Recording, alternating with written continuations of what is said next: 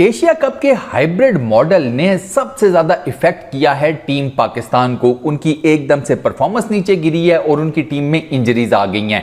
ये बात मैं नहीं कर रहा, ये बात कर रहे हैं विक्रांत गुप्ता, जो कि उन चंद इंडियन स्पोर्ट्स जर्नलिस्ट में से एक हैं कि जो अभी भी पाकिस्तान की टीम को फुल बैकअप कर रहे हैं।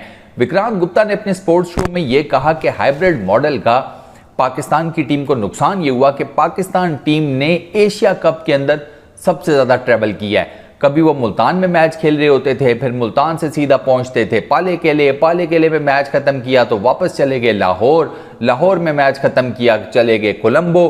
कभी जहाज में सफर कर रहे हैं, कभी बस में सफर कर रहे हैं। इतनी एक्सटेंसिव किस्म की ट्रैवलिंग होगी तो टीम को रेस्ट कब मिलेगा?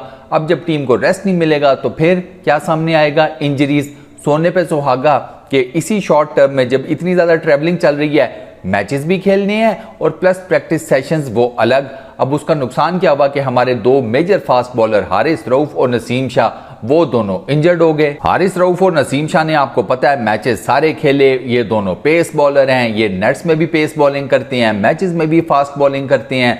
तो जाहिर बात है फास्ट बॉलर ऐसे तो नहीं है कि आराम से आएगा और यूं करके बॉल फेंक देगा, उसको जान लगानी पड़ती है। प्लस प्रेशर, मेंटल प्रेशर जो गेम्स का जो मैचेस का होता है वो अलग से। तो यानी कि जो बॉडी है वो फिजिकली भी हिट हो रही है और वो मेंटली भी हिट हो रही है। और सबसे जो गलत बात इसमें ये हो रही है कि ना मेंटल कोई उसे कहते हैं रेस्ट मिल रहा है, ना फिजिकल रेस्ट मिल रहा है। और उसका नतीजा यह है कि पाकिस्तान की एकदम से आपको परफॉर्मेंस भी नीचे लटकती अब नजर आ रही है और प्लस जो इंजरीज हो गई हैं वो अलग से। अब दोस्तों पीसीबी को इस हाइब्रिड मॉडल से क्या मिला ये तो पीसीबी वाले ही बता सकते हैं, लेकिन मैं आपको ये बता दूं कि ये जो पाकिस्तान की ट्रैवलिंग की बातें हैं ना, इतनी ज्यादा एक्सटेंसिव किस्म की ट्रैवलिंग, इसके ऊपर पाकिस्तान के फैंस में भी ठीक ठाक किस्म की बहस चल रही है कि इतनी ज्यादा ट्रैवलिंग के बाद आप परफॉर्मेंस भी एक्सपेक्ट करें एक टीम के साथ तो वो इनके साथ ज्यादती हो जाएगी। मेडिकल रिपोर्ट से रिलेटेड आपको ये बता दूं कि हारिस रऊफ की तो मेडिकल रिपोर्ट आ गई है जो कि ठीक है, लेकिन नसीम शाह की अभी नहीं आई। वो मोस्ट प्रोबेबली आज या कल में आ जाएगी, बल्कि आज ही आ जाएगी। कल तो बहुत इंपॉर्टेंट पाकिस्तान का मैच है, तो अब ये भी देखना पड़ेगा कि हारिस रऊफ फिट हैं, नसीम शाह फिट हो पाते हैं नहीं कल मैच से पहले, एक ये इशू। फिर जो मैच अगर वो कोई ये दोनों बॉलर्स मिस करते हैं या इनमें से कोई एक कल का मैच मिस कर देता है तो उसकी जगह खिलाना किसको है? क्योंकि ये बात याद रखिएगा कि कल पाकिस्तान का जो श्रीलंका के साथ मैच है वो टेक्निकली पाकिस्तान के लिए एशिया कप का सेमीफाइनल ही है। यहाँ खैर श्रीलंका के लिए भी सेमीफाइनल ही है, क्योंकि इन दोनों टीमों में से जो जीता वो सीधा जाकर फाइनल में बैठ जाएगा अगेंस्ट इंडिया। सो पाकिस्तान का जो कल श्रीलंका के साथ मैच है वो कोई इतना इजी नहीं है। तो पाकिस्तान तो यही चाहेगा कि वो अपने जो तीनों एस फास्ट बॉलर हैं शाहीन शाह अफरीदी, हारिस रऊफ और नसीम शाह, इनके साथ जाकर खेले। लेकिन फिर वही मसला मैंने आपको बताया कि दो को तो हुई है इंजरीज। हारिस अब कितने फिट हैं ये अब पीसीबी बताएगा या टीम मैनेजमेंट बताएगी। नसीम शाह की क्या सिचुएशन बनती है वो भी टीम मैनेजमेंट बताएगी। और अगर जमान खान को खिलाना पड़ता है जो कि कोलंबो पहुंच चुके हैं तो वो किस तरीके से कल के मैच में परफॉर्म करते हैं अगर वो खेलते हैं, क्योंकि अगेंस्ट श्रीलंका कोलंबो के अंदर ये मैच इजी नहीं होने वाला।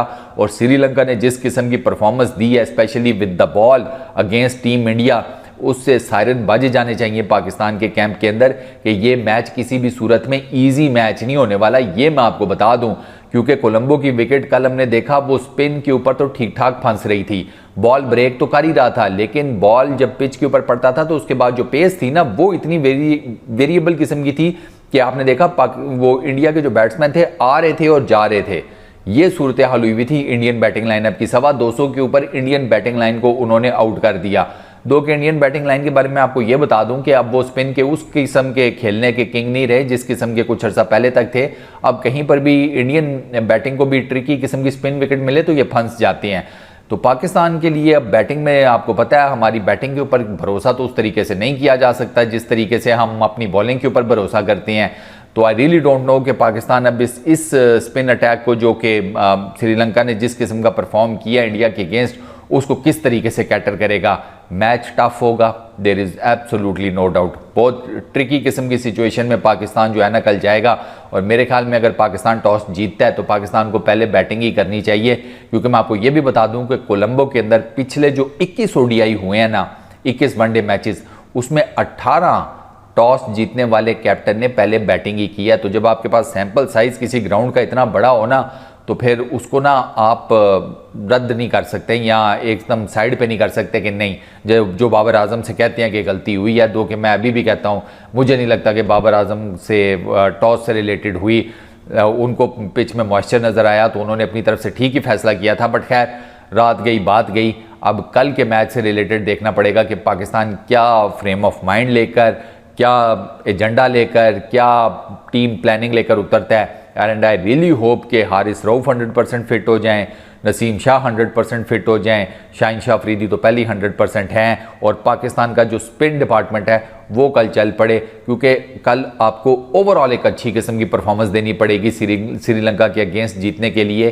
क्योंकि श्रीलंका कल ऑलमोस्ट अगर थोड़ी सी ज़रा इनएक्सपीरियंस जो उनके टीम के अंदर है वो खुलकर सामने ना आता तो शायद श्रीलंका कल इंडिया को मैच मार जाता। बट खैर हमें इंडिया से क्या लेना देना, अगर हम जीतते हैं तो फिर उनको तो फाइनल में देखेंगे।